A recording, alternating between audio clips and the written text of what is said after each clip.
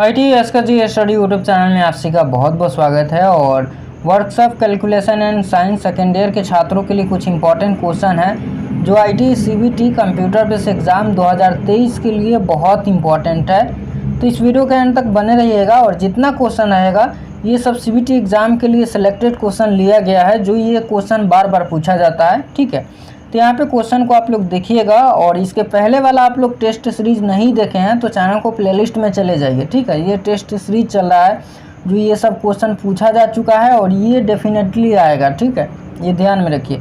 और आप लोग चैनल पर नए हो तो सब्सक्राइब ज़रूर कर लीजिएगा, अगला वीडियो अपडेट हो तो आपको समय समय पर मिलता रहेगा IT के रिगार्डिंग।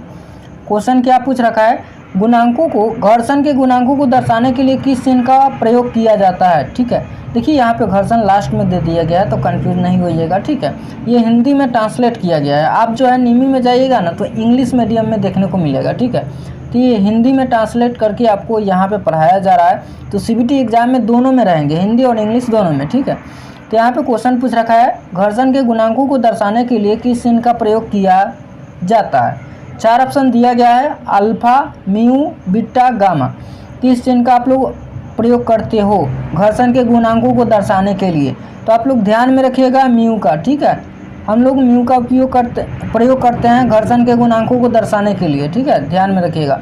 अगला क्वेश्चन देख लीजिए, उपयोगी घर्षण कौन सा है। 4 ऑप्शन दिया गया है और पूछ रखा है उपयोगी घर्षण, सिलेंडर में छिलके या क्रैंक सॉफ्ट बियरिंग या व्हील हब बियरिंग या ब्रेक शू लाइनिंग। 4 ऑप्शन दिया गया है, आप लोग जरूर राइट आंसर कमेंट बॉक्स में लिखिएगा। देखिए उपयोगी घर्षण किसे कहते हैं तो ब्रेक शू लाइनिंग। ठीक है, ब्रेक शू लाइनिंग को हम लोग उपयोगी घर्षण कहते हैं। ठीक है, ये ध्यान में रखिएगा।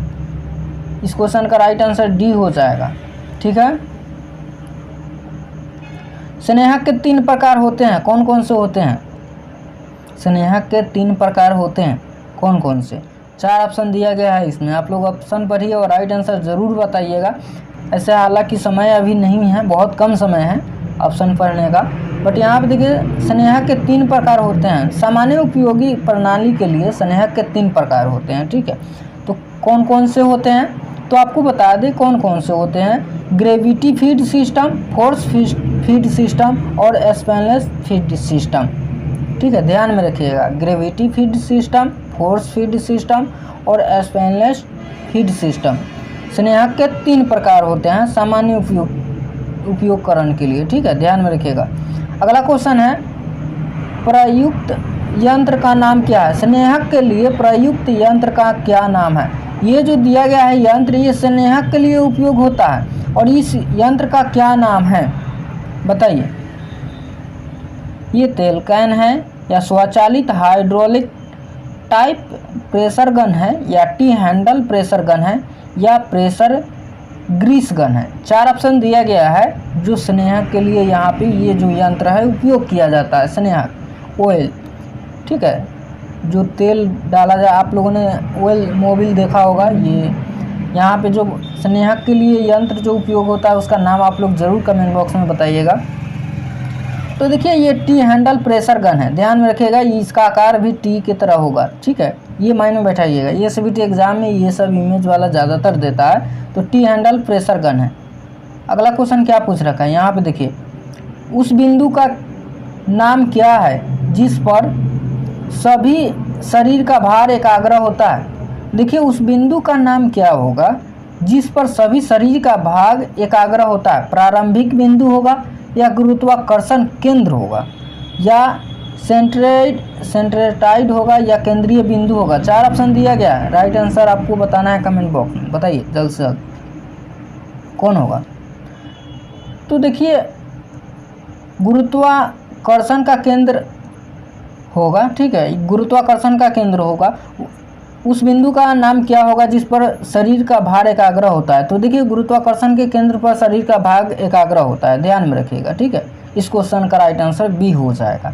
अगला क्वेश्चन देखेंगे, समय कम है इसलिए यहाँ पे समझना तो ज़्यादा समय नहीं है, क्योंकि ऑप्शन देखना है, राइट आंसर याद करना है, आपको माइंड में बैठाना है। देखिए वह वस्तु जो गुरुत्वाकर्षण के केंद्र को प्रभावित करता है क्या कहलाता है। भार, मास, घनत्व या आकार क्या कहलाता है। जो वस्तु गुरुत्वाकर्षण के केंद्र को प्रभावित करता है उसे हम लोग क्या बोलते हैं, तो मास बोलते हैं। ध्यान में रखिएगा, मास बोलते हैं। अगला क्वेश्चन देखिए, हिंदी में है, हालांकि इंग्लिश और हिंदी दोनों में देखने को मिलेगा, ठीक है। द्रव्यमान वहाँ पे किसी गोले का गुरुत्व केंद्र क्या होगा, किसी गोले का गुरुत्व केंद्र क्या होता है, केंद्र में होता है या परिधि पर होता है या व्यास पर या त्रिज्या पर। देखिए जैसे कि एक वृत्त ही हम ले लेते हैं, एक गोला है, ठीक है। वृत्त को घेरने वाला रेखा को हम लोग परिधि बोलते हैं। जैसे कि ये अभी जो घेरा है रेखा उससे हम लोग परिधि बोलते हैं, ठीक है। व्यास क्या होता है, तो व्यास ये जो है वृत्त की सबसे बड़ी जीवा को हम लोग व्यास बोलते हैं, ठीक है। ये जो अभी बड़ी जीवा गया इसको हम लोग व्यास बोलते हैं। और त्रिज्या जो होता है इसका आधा होता है, व्यास का आधा को हम लोग त्रिज्या बोलते हैं, ठीक है। और ये जो पूछ रखा है केंद्र, तो देखिए यहाँ पे केंद्र में होता है, तो देखिए केंद्र इसके बीच वाले बिंदु को केंद्र कहते हैं। तो क्वेश्चन पूछ रखा है किसी गोले का गुरुत्व केंद्र क्या होता है, यहाँ पे क्या होता है। 4 ऑप्शन दिया गया है, केंद्र में, परिधि में, व्यास में या त्रिज्या में। 4 ऑप्शन है, बताइए। तो केंद्र में होता है ना, किसी गोले का गुरुत्व केंद्र क्या होता है, केंद्र में होता है। तो इस क्वेश्चन का राइट आंसर ये हो जाएगा। अगला क्वेश्चन, समय बहुत कम है इसलिए क्वेश्चन जल्द से जल्द, फिर और एक इमेज वाला सवाल है और इसको तो आप लोग याद जल्द से जल्द यहाँ पे ये रखिएगा, क्योंकि सीबीटी एग्ज़ाम में ये पूछा गया था। और ये जितना क्वेश्चन है हालांकि पूछा जाता है, क्योंकि एक दिन में 3 बार एग्ज़ाम होता है, 3 सेशन में होता है, आप लोगों को बता दें, ठीक है। 3 बार एग्ज़ाम होता है, सॉरी 3 सेशन में ही, 3 फेज में एग्ज़ाम होता है। 3 फेज में एग्ज़ाम होता है, जैसे 9 से 11 2 घंटे का एग्ज़ाम है, और फिर 12 से 3 चलेगा, 12 से 2 चलेगा, फिर 3 से 5 चलेगा, तो 3 बार एग्ज़ाम होगा, ठीक है। 3 फेज में एग्ज़ाम होगा।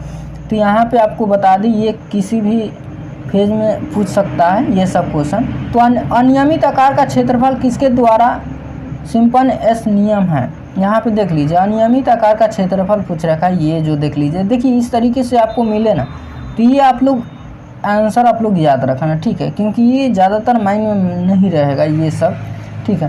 तो ये जो बड़ा वाला है ये आप लोग याद रखिएगा, 3 × y + y7 + 4 × y2 + y4 + y6, ये आप लोग याद रखिएगा, ठीक है।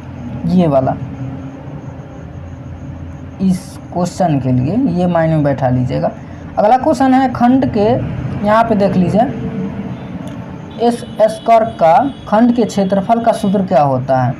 देखिए यहाँ पे एक जो है स्कर्व दिया गया है, ठीक है। स्कर्व के खंड का क्षेत्रफल पूछ रखा है, क्या होगा क्षेत्रफल। देखिए पहली बात तो ये है, यहाँ पे त्रिभुज भी आपको देखने को मिल रहा होगा, त्रिज्याखंड, और यहाँ पे आपको त्रिभुज देखने को मिल रहा होगा, और ये जो है वृत्त के आकार का है, उसके बाद यहाँ पे त्रिज्याखंड के निकालना होगा। तो देखिए इसका क्षेत्रफल, त्रिज्याखंड का क्षेत्रफल, और ये जो है त्रिभुज, उसमें घटा दीजिएगा त्रिभुज का क्षेत्रफल, तो ये आंसर आ जाएगा, ठीक है। यहाँ पे तो देखिए त्रिज्याखंड का क्षेत्रफल माइनस त्रिभुज का क्षेत्रफल, ध्यान में रखिएगा इस क्वेश्चन का राइट आंसर, ठीक है।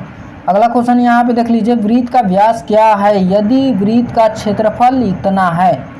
देखिए क्वेश्चन पूछ रखा है वृत्त का व्यास क्या होगा, जो वृत्त का क्षेत्रफल जो है इतना होगा, ठीक है। क्वेश्चन जो पूछ रखा है वो आप लोग देखिए पहले, क्या होगा वृत्त का व्यास।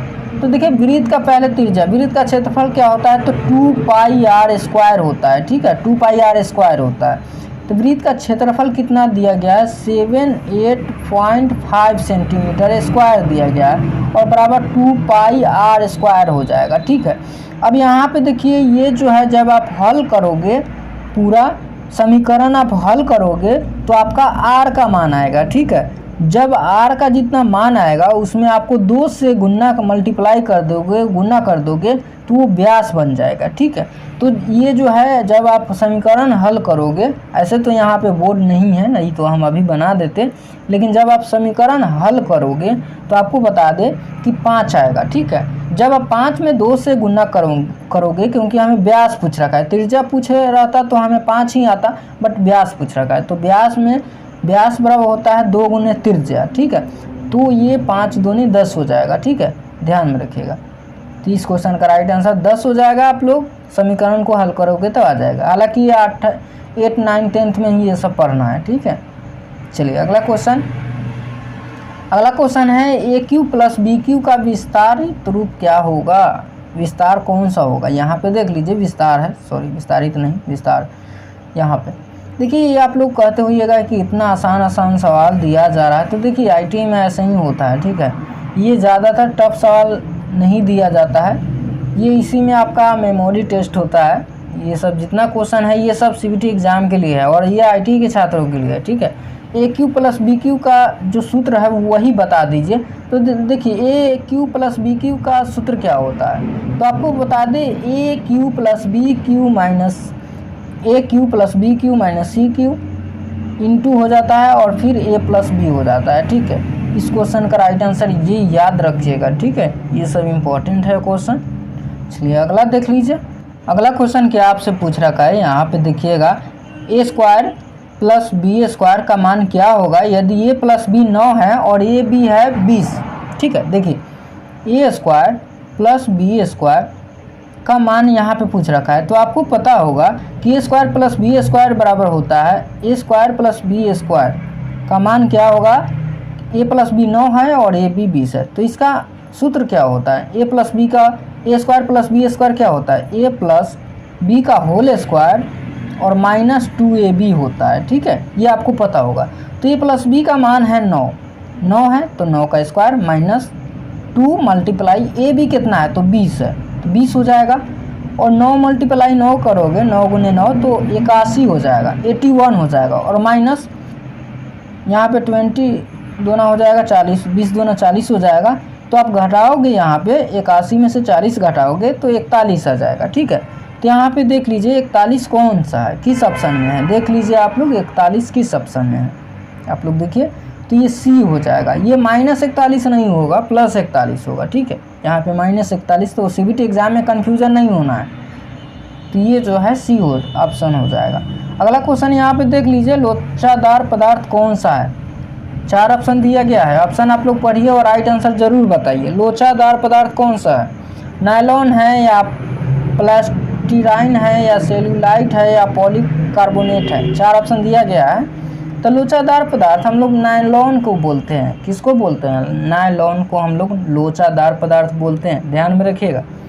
अगला क्वेश्चन देख लीजिए, समय कम है इसलिए कोशिश करेंगे जल्द से जल्द हम लोग करने का। यहाँ पे देख लीजिए, थर्मोप्लास्टिक सामग्री कौन सा है। क्वेश्चन पूछ रखा है आपसे थर्मोप्लास्टिक सामग्री कौन सा है।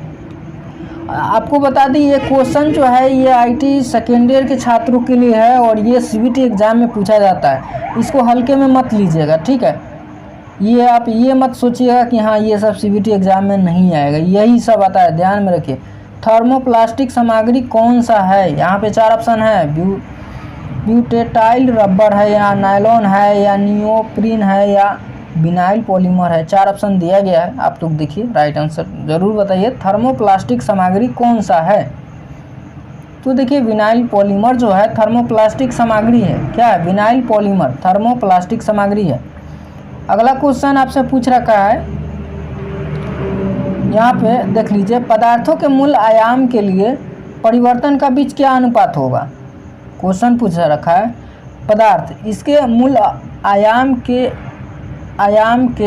परिवर्तन के लिए बीच का क्या अनुपात होगा। क्वेश्चन है तनाव या पासों का अनुपात या सुरक्षा का कारक है। 4 ऑप्शन दिया गया है, हालांकि क्वेश्चन इधर उधर कर दिया गया है क्योंकि ट्रांसलेट करने में इधर उधर हो जाता है, तो यहाँ पे आप लोग माइंड मत कीजिएगा। यहाँ पे देख लीजिए क्वेश्चन जो पूछ रखा है, देखिए यहाँ पे क्वेश्चन क्या पूछ रखा है, पदार्थों के आयाम में परिवर्तन के बीच का अनुपात क्या होगा। तो क्या होगा अनुपात, तो तनाव होगा, वही तो अनुपात होगा, तनाव हो जाएगा। देख लीजिए, पदार्थों के आयामों के बीच परिवर्तन के बीच का अनुपात तनाव होता है। अगला क्वेश्चन है, बल्क मापांक का सूत्र क्या होता है। क्वेश्चन पूछ रखा है बल्क मापांक का सूत्र क्या होता है, तो आपको बता दें बल्क मापांक का सूत्र जो होता है वॉल्यूमेट्रिक स्ट्रेन बटे वॉल्यूमेट्रिक स्ट्रेन, ध्यान में रखिएगा। ये दोनों आपको सेम लग रहा होगा, बट देखिएगा इसमें गौर से पढ़िएगा तो ये अलग अलग होगा, ठीक है। नेक्स्ट क्वेश्चन है, धातु के टुकड़े का रंग कैसा धातु के टुकड़े का रंग कैसा होता है जब तड़के के दौरान 250 डिग्री सी तक गर्म करें। देखिए क्वेश्चन पूछ रखा है वो प्रक्रिया जो धातु के टुकड़े का रंग कैसा होता है जब तड़के के दौरान 250 डिग्री सी पर तक गर्म हो सकता है। तो देखिए नीला, ब्राउन या बैंगनी या पीला हो जाएगा, तो ये इसमें ज़्यादा आती नहीं है, ये क्या हो जाएगा, ब्राउन हो जाएगा, ब्राउन। इस क्वेश्चन का राइट आंसर बी हो जाएगा। लाभ क्या होगा बताइए, लाभ क्या होगा। ये 8 9th में ही ये सब पढ़ना है, लाभ हानियाँ, ऐसे तो ये 6 में भी पढ़ना है। लाभ क्या होगा, देखिए आपको लाभ कैसे होता है, जब आप खरीदते हो और उससे ज़्यादा दाम में बेचते हो तो वो लाभ होता है, ठीक है। तो यहाँ पे लाभ पूछ रखा है, तो विक्रयमूल्य में से आप लोग क्रयमूल्य घटा दोगे तो लाभ हो जाएगा। तो यही है लगत मूल्य, यहाँ पे जो दिया गया है क्रयमूल्य ही है, तो विक्रयमूल्य माइनस क्रयमूल्य, ठीक है। तो विक्रयमूल्य माइनस लगत मूल्य वही हुआ, ठीक है। तो इस क्वेश्चन का राइट आंसर ये हो जाएगा, आप लोग देख लीजिए ध्यान से। अगला क्वेश्चन पूछ रखा है लाभ परसेंट ज्ञात करने का सूत्र क्या होता है। यहाँ पे देख लीजिए प्रॉफिट परसेंट ज्ञात करने का सूत्र पूछ रखा है, तो लाभ बटे क्रयमूल्य गुने 100%। आप लोगों को पता होगा लाभ बटे क्रयमूल्य गुने 100%, तो प्रॉफिट बटे सीपी गुने 100%। देख लीजिए यहाँ पे 4 ऑप्शन है, आप लोग पहले देख लीजिए, ये देख लीजिए लाभ परसेंट पूछ रखा है, तो लाभ बटे क्रयमूल्य गुने 100% होता है, ध्यान में रखिएगा ये क्वेश्चन। इस क्वेश्चन का राइट आंसर ये हो जाएगा, देख लीजिए यहाँ पे लाभ प्रॉफिट बटे क्रयमूल्य गुने 100% दिया गया है, ये आप लोग देख लीजिए।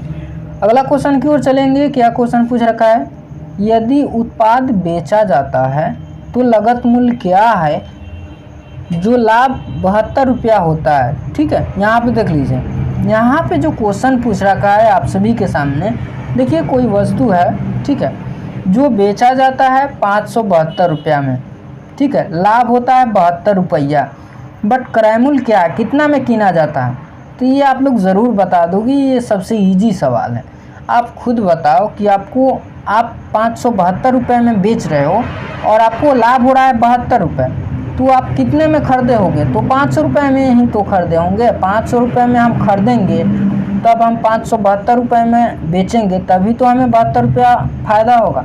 तो वही बात है, यहाँ पे क्वेश्चन पूछ रखा है, तो वहाँ पे उत्पाद बेचा जाता है तो लगत मूल्य क्या होगा, तो लगत मूल्य वही होगा कि 500 रुपये होगा, क्योंकि 572 रुपये में बेचा जाता है और 72 रुपये लाभ हो जाता है, तो 500 रुपये में खरीदा गया था, इसका मतलब तो 500 रुपये हो जाएगा, ठीक है, ध्यान में रखिए।